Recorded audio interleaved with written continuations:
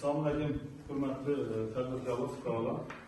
Tumanimizda tijorat banklari tomonidan o'z tajribasi asosida tumanimiz tadbirkorlar bilan fuqarolarni uchrashgan holda shu tadbirkorlik faoliyatini kengaytirish yoki fuqarolar o'z-o'zini band etish, shu orqali doimiy ish o'rinlarini yaratish, aholi tadbirkorga jalb qilish bo'yicha shu ishlarni oshirib borib, bu asosida masalan tadbirkorlarimizni qiziqtirgan savollar, har xil murojaatlar, muammolar bo'lsa, shu an hal qilish orqali amaliy yordamni ko'rsatib turibdi.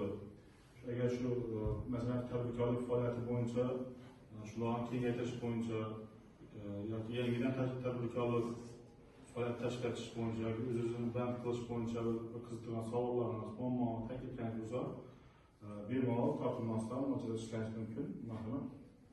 Bunların faiz stavkası tutulmuyor.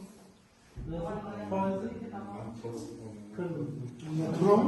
Selamünaleyküm. Bu kırdıklı faiz stavkasının iskola imtiyazlı olan Şimdi eğer mesela yurtdagi korxona tashkil etib yo fuqaro bo'ldi.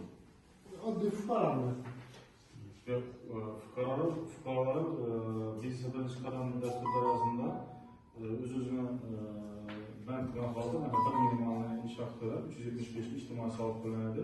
10 million so'mni beriladi. 20%mi? 20%. O'zini band qilgan holda.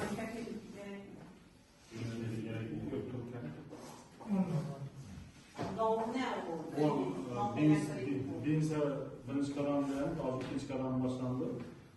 Mesela uyda ishsiz fuqarolar bor, lekin ishsiz o'tirmaydi, mana bu faoliyat bilan shug'ullanadi. Chorvachilik qiladi, dehqonchilik qiladi, yoki uyda bir tikuv pishiradi. Lekin hech yerda ro'yxatdan o'tmagan. Bu faqat staj mazmunida bu faqat ishsiz hisoblanadi faqat. Lekin haqiqatda mana bu faoliyat bilan shug'ullanadi. Shu ijtimoiy soliq degani 375 ming so'm bir minimalni shu soliqni to'laganingizdan keyin size bir yil staj qo'shiladi sizga. Sizning 5 yillik belgi bo'lsangiz, sizning minimal pensiyangiz bazasida olur. Pensiya chiqsangiz. Agar masalan shu staj bo'lmasa, ertaga pensiya ham chiqa olmaysiz. Agar shu to'laganingizdan keyin shu kvitansiyadan olib kelsangiz, boshqa hech qanday hujjat, faqat pasport kopiya, boshqa hech qanday hujjat talab etilmaydi. 10 million so'm plastikni sotib Ayda size karxananın boshqa qisman bizlar o'sha ofisimizda jihozlash uchun 100 million so'm mablag' kerak edi, lekin shuni ijaraga qo'yishga namiz yo'q hozir. Mablag' yo'q, ne yo'q. Shuni qanday bir nima bo'ladi? Hozir 50 million pul olish bo'yicha 50 milyon alıp, yok 100 milyon alıp gerek. Lekin şu 100 milyona icra koysa neyimiz yok? Hozir tijorat korxonalarida 100 million deb 50 million deb imkoniyat dasturlar kreditlarimiz bor. 50 million hech qanday garov talab etilmaydi. Shu 25 foizmi? 24%dan 18 oy. Eğer üsküne alaman derseniz 3 yıl verirler.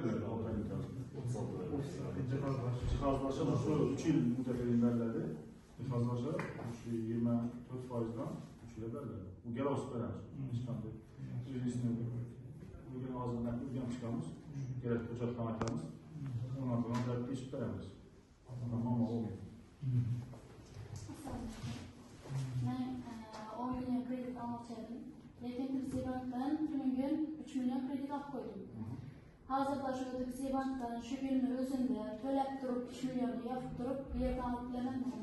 Evet, 10 milyon özünüzün nafalet yapıyorsunuz.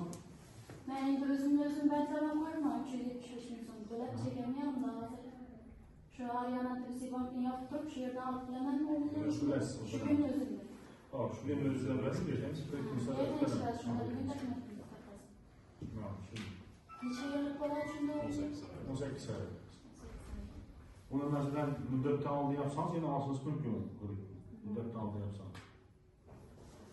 Sizlerde ipoteka kredi vermem yok mu? Uyucular tamirlaş için. İpoteka krediti tamirlaş için liniyemiz atılmadı.